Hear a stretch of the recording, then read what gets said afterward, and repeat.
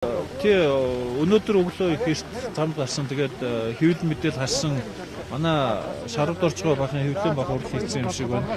Энэ бол нэг хэвлэлийн багварал хийгээл байдаг ийм асуудал биш. Монгол улсын үндсэн хуулиар Монгол улсын ерөнхий сайдад олгосон бүрэн эрхийн ийм асуудал.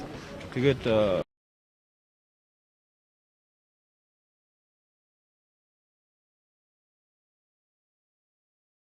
одоо миний нэр орж бас элдв мэдэг ялангуяа хэвлэлийн байгууллагаар хийгээд бас шаардлагагүй гэж хэлмээр байна. За ер нь бол шатар сайдын асуудлаар одоо яг энэ шатар сайдынхаа үүрэг гүйцэтгээд явж байгаа Оюун шатар сайдтай мөн Монгол Ардын Хувьсгал намын дарга энх хоёр дарагтай бид гурав хамт сууж байгаа их олон янзын хувилбаруудыг бол ярьсан. За хамгийн сүүлд нь бол ерөнхий сайдын хувьд танд бол хоёр хувилбар бол санд болгоё. За нэгдүгээрх нь бол одоо энэ хэвлэлээр ярьдаг байгаа хувилбар намын дарга шатар сайд болгоо, шатар сайдыг ерөнхий мэндийн сайдаар болгох. Нөгөө хоёр дахь хувилбар нь бол ангаах ухааны боловсролын их сургуулийн захирал тавг сүрэнгээд бас салбартаа эрүүл мэндийн салбарт нэр хүндтэй юм юмч одоо мэрэгжлийн хүн байдаг.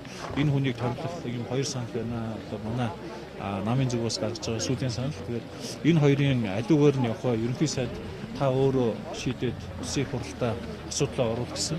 Тэгээд би шатар сайд Монгол Ардын Хувьсгал намын дарагтай бид гурав сууж байгаад би ерөнхий сайдын хувьд энэ тавг сүрэн гэдэг захирлыг дэмжих нь зүйтэй энэ саналыг би дэмжиж оруулна гэдгийг хэлээд гаргасан байгаа. За харин дараа нь Монгол Ардын Хувьсгал намын тэр нарийн бичгийн дарга нарын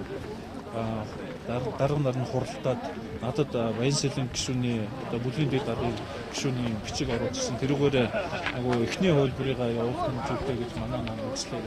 Тэгэхээр ерөнхий сайдын хувьд бол би бас үндсэн хуулиар олгогдсон өөрийн бүрэн эрхийн хүрээнд энэ асуудлаа бүгдээрийн мэдээж судлан хууль эрх зүй ямар үр дагавар байна, ямар одоо нөхцөл байдал байна тэрийг нь үзнэ.